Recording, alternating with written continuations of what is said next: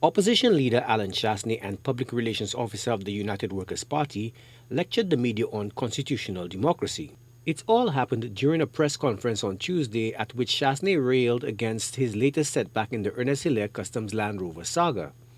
The High Court dismissed his application for leave for judicial review to reverse the Customs Controller's decision to drop the matter against Hilaire. The court said there is no arguable grounds for a case and ordered Chastanet to pay costs. Following a rejoinder on Tuesday, the press was given a crash course in the separation of powers.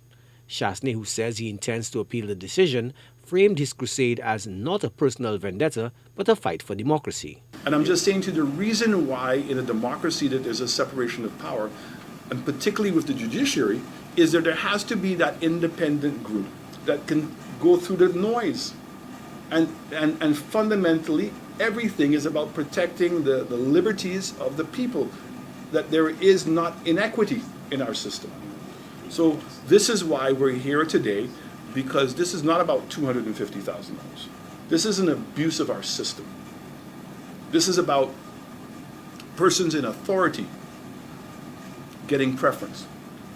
Do you understand how that sounds coming from the government that just lost, 2 years ago, just lost 90% of the seats in parliament? Do you understand how, for whatever reasons this government is saying? A finger-wagging UWP Public Relations Officer implied that the media has been co-opted by the government. A riled-up Lenard Montoute not only suggested collusion, but made accusations about the independence of the media, including some personalities.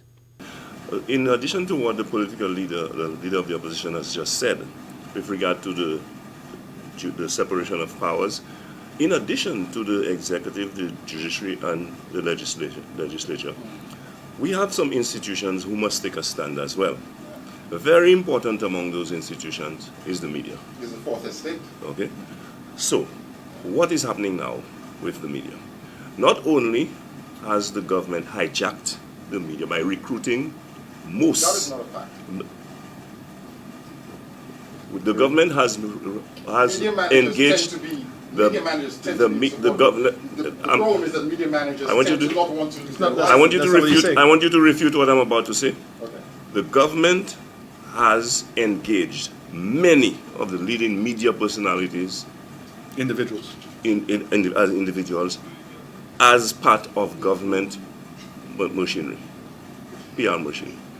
Number two, we have seen in recent days clear evidence of the high-handedness of government ministers in terms of how they handle the media. They tell them what they can say, where they can go, and what they should stay clear of.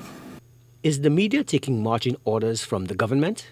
Attempts by reporters present to refute this assertion were muted. Moreover, in the wake of the unfavorable court result, is the Alan Chastanet-led UWP now champions and advocates of democracy and justice? The UWP leader, who scoffs at rebuilding the detention facility torn down by his government in the capital, appears to believe so. So the building of the courthouse with the police headquarters, right? What's this government done? Go back and build custody suites on a prime piece of land? So really, if you had a choice as to where you would have built custody suites, that's where you would put it? Honestly? In the middle of town? What's that? We talked about bench trials, meaning that we can get away from juries to help speed up the process.